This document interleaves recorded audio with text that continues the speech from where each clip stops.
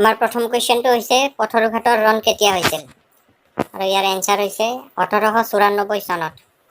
Question number 2, শৰাইঘাটৰ যুদ্ধত আহোমৰ সেনাপতি কোন আছিল? ইয়াৰ এনচাৰ হৈছে লাচিত বৰফুকন। কুৱেশ্যন নম্বৰ 3, অসমৰ প্ৰাচীনতম শাসকগৰাকী কোন আছিল? ইয়াৰ এনচাৰ হৈছে মহিৰংগ দানৱ। কুৱেশ্যন নম্বৰ 4, ব্ৰিটিছৰ বিৰুদ্ধে বিদ্ৰোহ কৰা প্ৰথম অসমীয়া কোন আছিল? ইয়াৰ এনচাৰ হৈছে গোমধৰ কোঁৱৰ। তাৰপিছত কুৱেশ্যন নম্বৰ 5, শ্ৰীমন্ত শংকৰদেৱৰ জন্ম কেতিয়া হৈছিল? ইয়াৰ এনচাৰ হৈছে 1449 চনত। নেক্সট কুৱেশ্যন নম্বৰ 6, আহোমসকলে কিমান চনত ব্ৰহ্মপুত্ৰ উপত্যকাত সোমাইছিল? ইয়াৰ এনচাৰ হৈছে 1228 খ্ৰীষ্টাব্দত। কুৱেশ্যন নম্বৰ 7, আহোমৰ প্ৰথম ৰাজধানী কি আছিল? ইয়াৰ এনচাৰ হৈছে চৰাইদেউ। কুৱেশ্যন নম্বৰ 8, মোগলৰ বিৰুদ্ধে আহোমৰ প্ৰথম যুদ্ধখন কি আছিল? ইয়াৰ এনচাৰ হৈছে ভৰালিৰ যুদ্ধ। কুৱেশ্যন নম্বৰ 9, ধোদৰ আলি কোনে নিৰ্মাণ কৰাইছিল? ইয়াৰ এনচাৰ হৈছে গদাধৰ সিংহ। তাৰপিছত কুৱেশ্যন নম্বৰ 10, নৱগ্ৰহ মন্দিৰ কোনখন পাহাৰত অৱস্থিত? ইয়াৰ এনচাৰ হৈছে নৱগ্ৰহ মন্দিৰ চিত্ৰাচল পাহাৰত অৱস্থিত। নেক্সট কুৱেশ্যন নম্বৰ 11, বৰ্মন ৰাজবংশৰ প্ৰথমগৰাকী ৰজা কোন আছিল? ইয়াৰ এনচাৰ হৈছে পুষ্য বৰ্মন। কুৱেশ্যন নম্বৰ 12, বৰ্মন বংশৰ কোনগৰাকী ৰজাই প্ৰথমে মহাৰাজা ধীৰাজ উপাধি গ্ৰহণ কৰিছিল? ইয়াৰ এনচাৰ হৈছে পুষ্য বৰ্মন। কুৱেশ্যন নম্বৰ 13, অশ্বমেধ যজ্ঞ অনুষ্ঠিত কৰা কামৰূপৰ প্ৰথমগৰাকী ৰজাৰ নাম কি? গতিকে ইয়াৰ এনচাৰ হৈছে Mahendra Varman. Next question number 14, চীনা পৰিব্ৰাজক হিউৱেন চাং কাৰ দিনত অসমলৈ আহিছিল? ইয়াৰ এনচাৰ হৈছে Bhaskar Varman. Next question number 15, কোনজন ৰজাৰ মৃত্যুৰ লগে লগে বৰ্মন বংশৰ ৰাজত্বৰ অন্ত পৰিছিল? ইয়াৰ এনচাৰ হৈছে Bhaskar Varman. Next question number 16, শৰাইঘাটৰ ৰণ কাৰ দিনত আৰম্ভ হৈছিল? ইয়াৰ এনচাৰ হৈছে চক্ৰধ্বজ সিংহৰ দিনত। নেক্সট কুৱেশ্যন নম্বৰ 17, শৰাইঘাটৰ মূল যুদ্ধৰ সময়ত আহোমৰ ৰজা কোন আছিল? ইয়াৰ এনচাৰ হৈছে উদয়াদিত্য সিংহ। কুৱেশ্যন নম্বৰ 18, কোচ বংশৰ শ্ৰেষ্ঠ ৰজাজন কোন আছিল? ইয়াৰ এনচাৰ হৈছে নৰনাৰায়ণ। নেক্সট কুৱেশ্যন নম্বৰ 19, প্ৰথম মোৱামৰীয়া বিদ্ৰোহৰ সময়ৰ আহোম ৰজাজনৰ নাম কি? ইয়াৰ এনচাৰ হৈছে লক্ষ্মী সিংহ। কুৱেশ্যন নম্বৰ 20, আহোমসকলৰ বিবাহ পদ্ধতিক কি বুলি কোৱা হয়? ইয়াৰ এনচাৰ হৈছে চকলং। কুৱেশ্যন নম্বৰ 21, ব্ৰিটিছ শাসকৰ বিৰুদ্ধে বিদ্ৰোহ কৰা প্ৰথমজন আহোম ৰাজকোঁৱৰৰ নাম কি? ইয়াৰ এনচাৰ হৈছে গোমধৰ কোঁৱৰ। কুৱেশ্যন নম্বৰ 22, আহোমৰ শেষ ৰজাজনৰ নাম কি? কুৱেশ্যন নম্বৰ 22ৰ এনচাৰ হৈছে পুৰন্দৰ সিংহ। নেক্সট কুৱেশ্যন নম্বৰ 23, হিন্দু ধৰ্ম গ্ৰহণ কৰা প্ৰথম আহোম ৰজাজন কোন আছিল? ইয়াৰ এনচাৰ হৈছে চুহুংমুং। নেক্সট কুৱেশ্যন নম্বৰ 24, 42ৰ আন্দোলনৰ সময়ত ইংৰাজে ফাঁচি দিয়া অসমীয়া ব্যক্তিজন কোন আছিল? ইয়াৰ এনচাৰ হৈছে Kushal Konwar. Next question number 25, প্ৰথম ঘূৰণীয়া মেজমেলত অংশগ্ৰহণ কৰা অসমৰ একমাত্ৰ প্ৰতিনিধিজন কোন আছিল? ইয়াৰ এনচাৰ হৈছে Chandradhar Barua.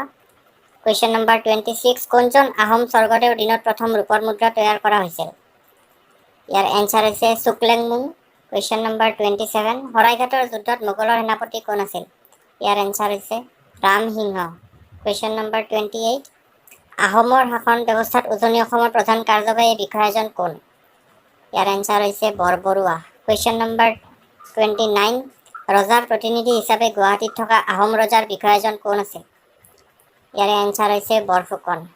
Next question number 30, কিমান চনত চুকাফাই চৰাইদেউত স্থায়ী ৰাজধানীৰ ভেটি স্থাপন কৰিছিল? ইয়াৰ এনচাৰ হৈছে 1253 চনত। নেক্সট কুৱেশ্যন নম্বৰ 31, অসমত ডাক প্ৰথা কেতিয়া বিলোপ কৰা হয়? ইয়াৰ এনচাৰ হৈছে 1843 চনত। নেক্সট কুৱেশ্যন নম্বৰ 32, ফুলগুৰিৰ সংঘৰ্ষ কিমান চনত সংঘটিত হৈছিল? ইয়াৰ এনচাৰ হৈছে 1861 চনত। নেক্সট কুৱেশ্যন নম্বৰ 33, ফুলগুৰিৰ সংঘৰ্ষত মৃত্যু হোৱা ইংৰাজ বিষয়াজনৰ নাম কি আছিল? ইয়াৰ এনচাৰ হৈছে লেফটেনেণ্ট ছিংগাৰ।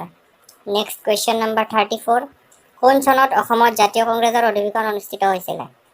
ইয়াৰ এনচাৰ হৈছে 1926 চনত। Next question number 35, sir Saadulla মন্ত্ৰীসভা কেতিয়া গঠন হৈছিল? ইয়াৰ এনচাৰ হৈছে 1937 চনত। নেক্সট কুৱেশ্যন নম্বৰ 36, কছাৰী ৰাজ্যৰ বেছিভাগ অংশ কোন আহোম ৰজাৰ দিনত দখল হৈছিল? ইয়াৰ এনচাৰ হৈছে চুহুংমুং। নেক্সট কুৱেশ্যন নম্বৰ 37, মূলা গাভৰু কাৰ বিৰুদ্ধে যুদ্ধ কৰি মৃত্যুবৰণ কৰিছিল? ইয়াৰ এনচাৰ হৈছে তুৰ্বাক। নেক্সট কুৱেশ্যন নম্বৰ 38, আহোমসকল অসমলৈ কোন পিনেৰে সোমাইছিল?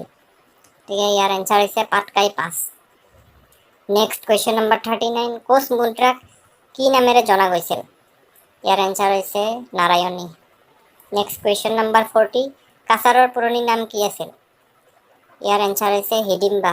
Next question number 41, Tungkhungia Buranji কোনে লিখিছিল?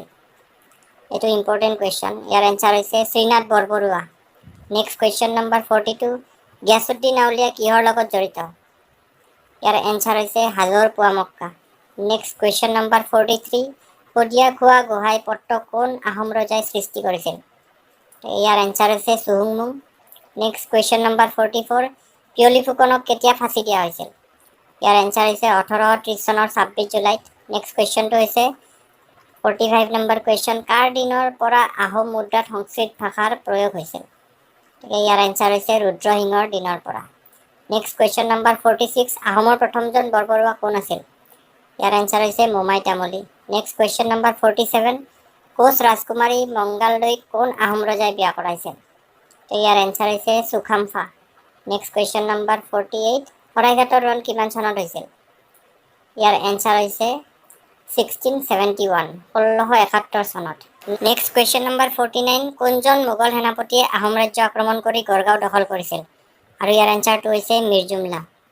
আৰু আমাৰ লাষ্ট কুৱেশ্যনটো হৈছে 350 মাইল দৈৰ্ঘ্যৰ পুৰণি গোহাঁই কমল আলিয়ে কোচবিহাৰৰ লগত কোন ঠাইক সংযুক্ত কৰে? আৰু ইয়াৰ এনচাৰটো হৈছে নাৰায়ণপুৰ। আজিলৈ ইমানতে সামৰিছোঁ। ভিডিঅ'টো চোৱাৰ বাবে ধন্যবাদ।